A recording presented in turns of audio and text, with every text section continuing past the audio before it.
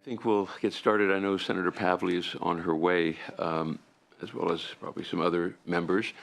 Welcome to this meeting of the Senate Subcommittee on Gas, Electric, and Transportation Safety under the Standing Committee of Energy, Utilities, and Communications, who is under Chair Ben Hueso, Senator Hueso. I'm chair of this subcommittee, and previous hearings of this subcommittee, as many of you know, have examined excavation damage, power line ignited wildfires, safety performance at the California Public Utilities Commission. Today we convene to discuss the place of safety advocacy in proceedings at the PUC, as the governor's spring finance letter included a request to the legislature for a new PUC unit to advocate for safety in energy rate cases.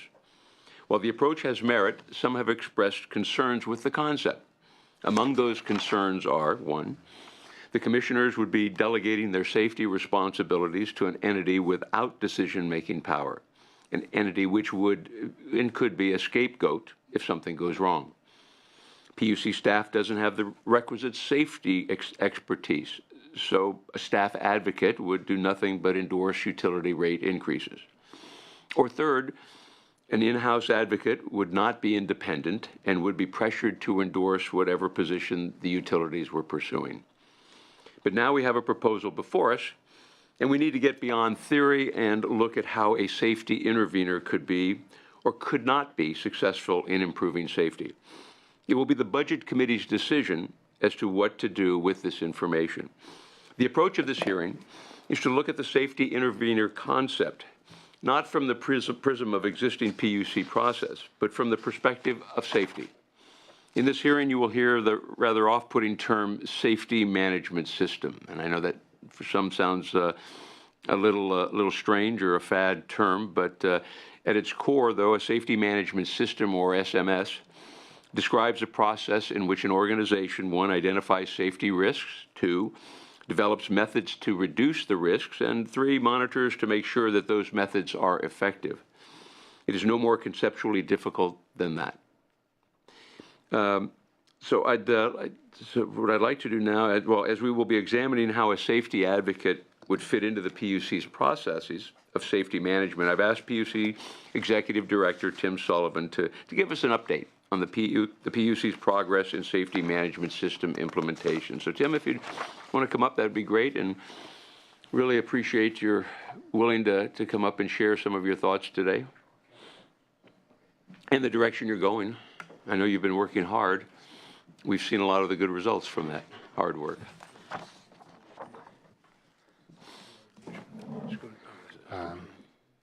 Good morning, Senator Hill. I'm Tim Sullivan, the Executive Director of the Public Utilities Commission.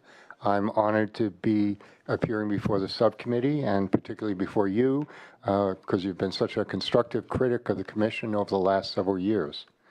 My goal today is to explain how the proposed Division of Safety Analysis fits into the Commission's mission and how it relates to existing regulatory efforts.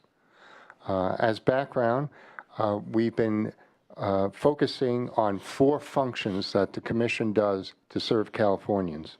They are promoting safety, improving the environment, providing Californians access to infrastructure and services, and then traditional regulations of services and prices. The California energy infrastructure has inflicted major environmental and human disasters on Californians over the last decade. Obviously, you're familiar with this, given your hearings, but I'm just going to recap briefly for everyone here. In 2007, the Witch Creek fire in San Diego, caused by power lines arcing in high winds, consumed 197,990 acres in San Diego, burned 1,141 residents, and killed 2 people. In 2010, a gas pipeline explosion leveled 35 houses, damaged more, and killed 8 people in San Bruno. In October 2013, I got the year wrong, 2015, a massive natural gas leak began at Aliso Canyon. The well was not deemed capped until February 18th, 2016, after the emission of 107,000 tons of methane, making it the worst natural gas leak history in the United States. Well, for regulators committed to serving Californians and as stewards of California's infrastructure and charged with promoting safe utility operations and improving the environment, this has been a difficult decade, and it's led to a lot of questioning and struggle. Post-San Bruno, post-Long Beach, post-Aliso Canyon, post-Witchfire, we've asked ourselves, what can we do to promote safety in the face of Californians' aging infrastructure? The governor has joined us in this questioning, and he's asked us to come up with an answer. To provide new thinking on this task, I asked Marzieh Zafar and Amy Kikugawa to address this problem. I'm going to mention briefly who they are.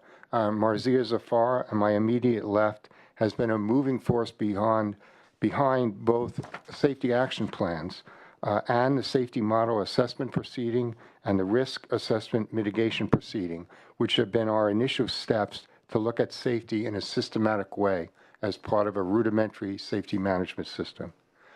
Amy Kikugawa is currently a senior attorney at the Commission, but she previously presided over the San Bruno proceedings and has examined PG&E's gas transmission and storage proceeding as an ALJ. These have provided her with keen insight into the record keeping, record development, and other practices that are keys to addressing safety issues. They're here today, and they will be part of the discussion that follows to answer detailed questions. They bring a wealth of technical, practical, and legal expertise to the design of our Division of Safety Analysis. Now, let me bring you up to date in terms of what we've done so far today in a safety management system. Marzieh, Amy, and I have met with academics from Berkeley's Center for Catastrophic Risk Management. We've learned from them the necessity of a safety management system, the chief elements of a safety management system, which are safety policy, safety risk management, safety assurance, and safety promotion. Professor Schumann and Roberts actually provided a report on our safety management system, which is available on our internet, and I know your staff assistant has read. It's an academic report that they did for us in return for access to our staff. It's an academic report in both the good ways and the bad ways. It is full of ideas on how to change things and how to move forward, but some of those ideas do not have a knowledge of California governance and are clearly impractical. Still, it was really good for us to hear directly from external experts who criticized what we have done. We had a public hearing before the Commission in our Administrative and Finance Committee, which was widely engaged, and they presented their findings, and all the commissioners reviewed it.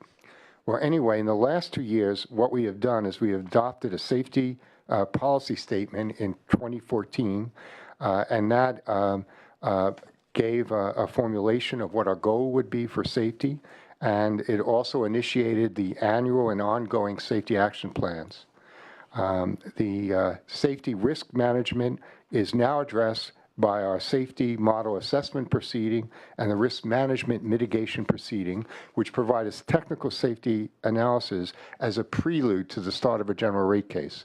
The idea is to get a technical assessment of the risk measures, risk mitigation measures that are being proposed. Now, safety assurance, we thought of that as making sure that our existing monitoring and compliance efforts work, and our first-year safety action plan focused on those. And what the major achievement that they did is they've led to the monthly reporting of the activities of the Safety and Enforcement Division and what they have done. Now, we turned in the last year to safety promotion, and that was the Safety Action Plan Year 2. It has a focus on training ALJs, the initiation of an advanced safety seminar, learning about safety throughout the commission, throughout the entire commission, and just recently we had a utility poll en banc, in which we first visited the scene of the Malibu fire, and then we had an all-day hearing in downtown Los Angeles. The goal of that was to bring experts together to get us insight into what was happening basically on utility poles. We saw abandoned poles. We saw poles with loose wires. We saw a lot in Los Angeles. And also, as part of safety promotion, we've instituted just recently a safety flag system within the commission. I can talk about that later, but its major goal is to allow employees to raise issues with senior management affecting utility practices of regulated entities, or also safety matters of concern within the building. So it tries to bridge both. Anyway, now I'm going to turn to a concept that we got from our interactions with Professors Roberts and Schulman. They suggested the idea that promoting safety includes a safety ladder, and they divide different safety activities into different rungs in the ladder. At the lowest rung, the most fundamental, is when there's a disaster and then you go in and sanction people. It may make you feel good, but it doesn't provide for ongoing safety pressure. The next rung on the ladder is what's called the compliance and enforcement. You go in with checklists. You try to make sure that a regulated entity is following the safety norms that are available in the industry. You inspect, you cite, you sanction for noncompliance. For better or for worse, this is the chief focus of the Safety and Enforcement Division. They drive the cases that investigate major disasters, and they have the PHMSA endorsed support safety and compliance monitoring programs. Those are important. They're set by law. They're core part of the Commission's mission. But what it did, it made us think about how can we move to the third level of the safety ladder, which is the actual promotion of safety and the development of what is called a safety culture. Let me see. I mentioned this report on the Safety Management System Implementation at the California's Public Utility Commission by Professor Schulman and Carleen Roberts, and I brought a copy if you want to take a look at it later. And what this critical study of our safety management system was actually conducted free of charge, as I said, in return for access to staff. And so with being free of charge, it comes, of course, with profound independence. One of the things that Professors Carleen and Roberts did is they examined our proposal for a division of safety analysis, which you call the safety advocate. As the proposal that you have before us, it will have 11 professionals, and they're dedicated to two things. The first thing is to promote a safety culture throughout the commission. The idea is to be forward-looking and try and think, what is it that we can do best to ensure that California's infrastructure is safe going ahead? What are the best safety practices in other states? Or what can we bring to California? The second task they have is to advocate for safety in all proceedings that have a safety impact. They have a free charter, and they will begin to do that. Now, this Division of Safety Analysis, at least initially, is going to be independent of Safety and Enforcement Division. I want this independence so that they report directly to me, because I'm hoping that this climate will create a fresh look, a look that is not sort of focused on compliance, enforcement, the present and past conditions, but one that allows them to look forward. Also, experience indicates that it's important as you develop a new culture. If you come up against a powerful old culture, you're likely to lose. And what we want to do, at least in the infancy of this group, is to allow it to develop a safety culture outside of the necessary enforcement and compliance milieu of SED. Eventually, we probably want to add all three elements into the larger SED, but at least for the first years, we will want it to be separate. Well, anyway, what is new about this division of safety analysis?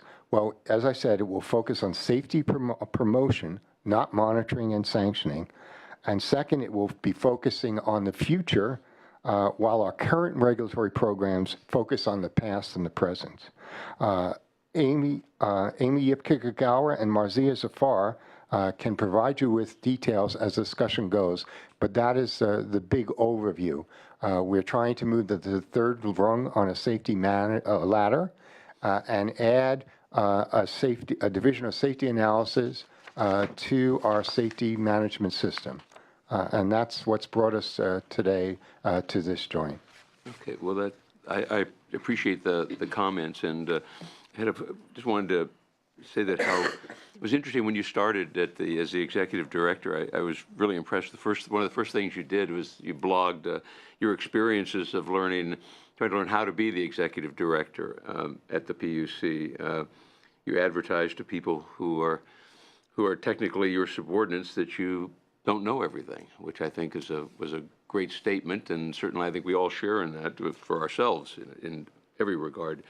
But it really showed a dramatic departure from how previous PUC management had acted in different situations, and it really was an important cultural signal, I think, that it is not what we know that will determine our success in the future, but how willing we will be to learn, and that was very significant. This is especially important, I think, in safety. As we move forward, safety is the thing that doesn't happen. In that case, how do we know if a bad outcome didn't happen because of what we did, or if it was just luck? I mean, that's more of and how do we even know what the possible bad outcomes could be? I mean, I don't expect to get an answer really, but how would we know in that case if there's a way of, how would we know when there was a bad outcome? Well, before we get to the bad outcome. Oh, well, you raise very good questions, and I had to say one of my goals was to transform the organization into what I call a learning organization. And to be a learning organization, you have to first recognize that you don't know things, and then be open to meeting with people who know, or at least raise questions. Right. I mean, they were pretty much rhetorical questions, but you're right. That's exactly the challenge that we're faced with. Right. And so in answering your question, I'm basically just going to be hypothesizing, since I'm not an expert on this, but I'm finding as a manager that a lot of outcomes wind up being over-determined. There's usually one particular accident that led to it. But then when you look underneath it, you find out that underlying practices that might have detected it were ignored, best practices weren't followed, people weren't externally focused on what the mission was, serving Californians, provided safety. And so you never really know if this could have been avoided, but you do have a sense, you never know what was just plain old bad luck, and what was the result of negligence. The judges will make that determination, and having been a judge, I have to tell you that a lot of times you just do your best. You're not really sure you're called upon to decide, and you rely on the checks and balances. So I'm not sure that I'm answering your question. No, and it was a rhetorical question more than anything, but I think it was designed to point out that we're all kind of wading in the sea of ignorance related to this, and that's the challenge that we're faced with. It isn't what we know that will keep us safe. It's the processes by which we learn that sets us apart from the blissfully ignorant that we run into in the situation. So I think that's really the challenge that we're faced with in this. Yeah. Well, I wanted to say we do have something to deal with this challenge. I'm expecting that this division will have continuing close ties to the Berkeley Center for Catastrophic Risk Management, and even as we are designing this system, we are now reaching out to safety experts at Stanford. And the next step beyond this, and with the recommendations of the two professors, we'll be reaching out to the national associations of safety professionals. So we hope to create an organization that's very much bridging to the safety expert community, as opposed to one that's just sort of focusing on California operations. We're thinking of it as national in scope, and as a window into the professional community. I'm not sure that we can do this, but that is one of the charters that I'm giving them to do, at least in the first year. In the first year, I believe after the first 2 months we'll be hiring. The next 3 to 4 months we'll be creating the safety seminar, making the bridges externally, and then I think our first general rate case will come in November, and that will begin the participation in safety programs. That's sort of how we've you've proposed it. Well, just a quick question. The 4 safety management system pillars that are used in the safety action plans are not the same as the ones in the PUC's Safety Strategic Directive. The Safety Action Plan has a pillar of safety compliance and enforcement. The Strategic Directive talks of safety assurance. Yes. And I know that which one is the correct pillar? Well, the safety assurance I guess both are adopted by the commissioners. I think the safety assurance is our primary goal. Just before this meeting, because I think that's a fair, and certainly the FAA's SMS uses safety assurance as well as primary pillar. Your staff person gave me the directive, and you can see that that's what the commissioner proposed. I've read very closely the senior management criticism, and if you look at it closely, you see it largely has a compliance and enforcement approach. It is sort of missing the idea of safety promotion, the idea of a stretch goal, and creating basically a goal of 0 injuries and accidents. But that is the task that the commission has set for us, and I expect that that's what the goal will be.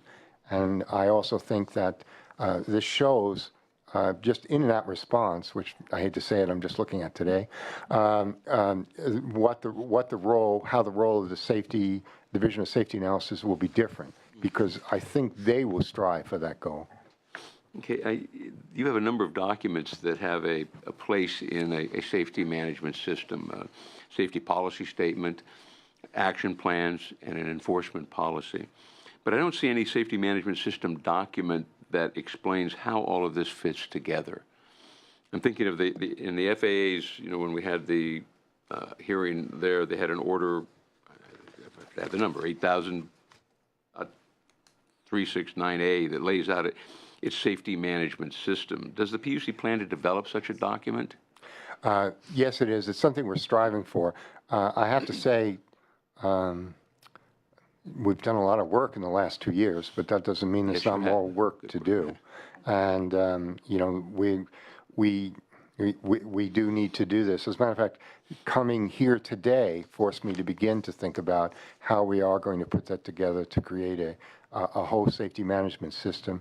That's sort of the idea behind the safety ladder and the 4 pillars. Yeah. That would be the beginning. Those would be the framework on which we'd be able to construct a safety management system and to be quite frank, we use the models of the FAA and other national safety organizations. That I think would be helpful, and I think that's a good direction. The PUC has had 2 safety action plans, one from the 2015 and an updated one for 2016. The 2015 plan, I understand that the plan was implemented, but I don't think we've seen a presentation of the results of that 2015 plan. Is there? Do you have a document or some set of documents that outlines those results? Have there been some? Yes, we do. Basically, it's hard to think about when you say results. We have deliverables. Deliverables were made. They were accomplished. Those things are online. If you think about results, you're thinking about the larger environment, which is producing safety. We have reports on the number of inspections we've done and things like that. Actually, there was a presentation that we prepared for Assembly Member Bloom, which lists each of he asked the same question, and we actually gave him a chart and that describes all of this. We could get it to you or do you have it now? I don't have it now, but I can certainly forward it to Tony.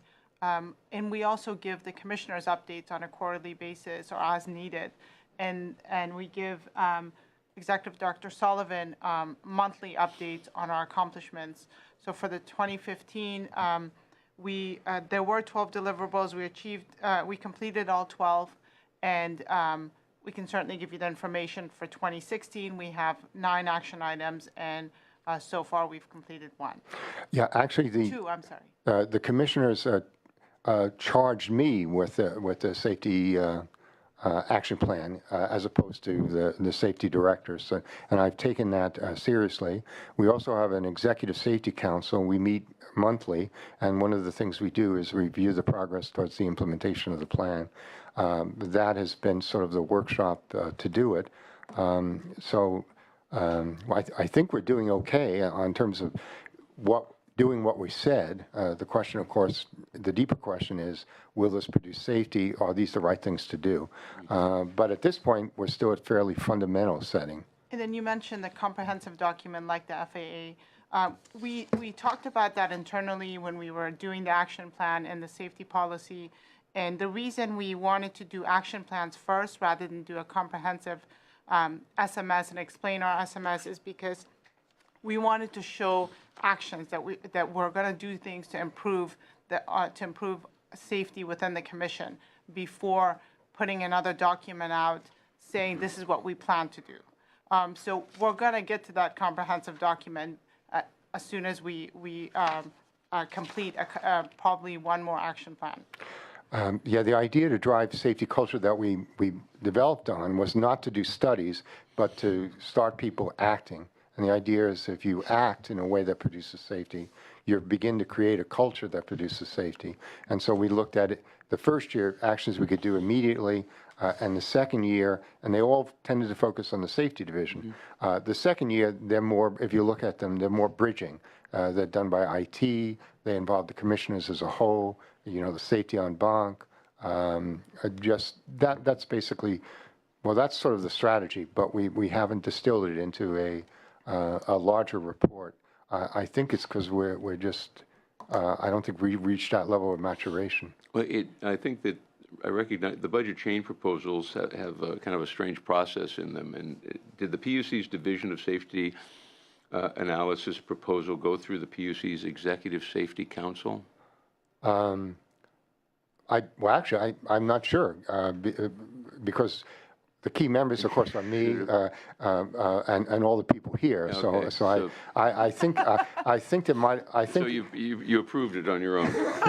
Very good. I like that. Actually, I think efficiency. I think it was the timing. We didn't have time to convene But you knew the outcome. Well, I'm pretty sure what the outcome would be. Yes. We had a team that included the energy division, the safety division, the ALJ division, the legal division, the policy and planning division, and myself, and the deputy executive director. So that we would have had the votes, I can tell you. Hey, that's the most important part. Count the votes. I'd like to just talk about the 2016 Safety Action Plan update. It looks like part of it was put there to address criticism that the PUC didn't recognize the negative well integrity trend that Southern California Gas wrote in its rate case testimony as an issue before the Aliso Canyon incident, if you recall. And I think we had that conversation before about the fact, but it seems like it was maybe put in there for that reason. What is this, if I could, ask you what this means, and it's in quotes from it. For 2016, as another step to improve internal process, SED will add to its monthly reporting a section on providing a high-level summary of utility GRC requests that pose a long-term safety risk, thereby providing a transparent public record of its work to review GRC safety testimony. Yes, I can talk about that. My view is that in providing value to Californians, that what we have to do is very carefully listen to what elected officials ask us to do. And they said that they didn't want just assurances from us that we had read the testimony. They wanted something that would demonstrate that we actually had. I know you raised this in questions with us, in meetings with me. Assemblymember Gatto raised the same question on the Assembly side. And this was actually my decision because it seemed like such a reasonable request.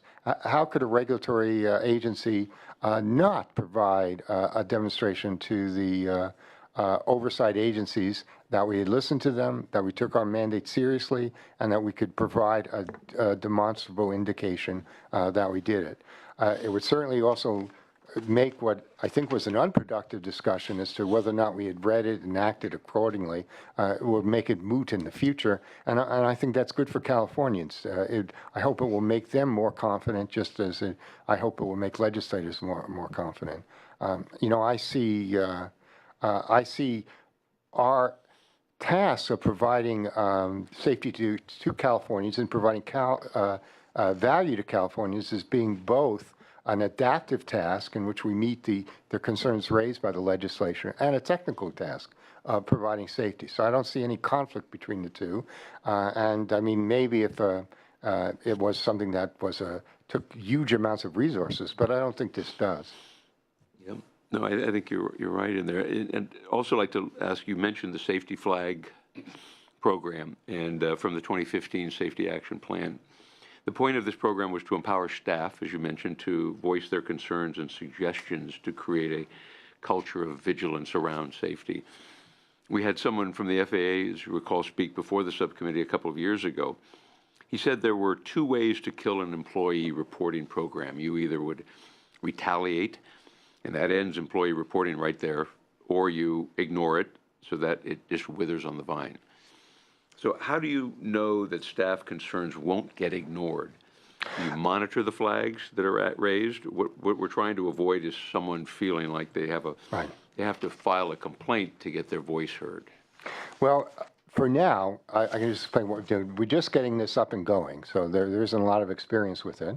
But we've created a safety flag system that allows an employee either to identify an issue by name or anonymously. So you can, and so that can address the issue of retaliation. You have the ability to submit this thing anonymously.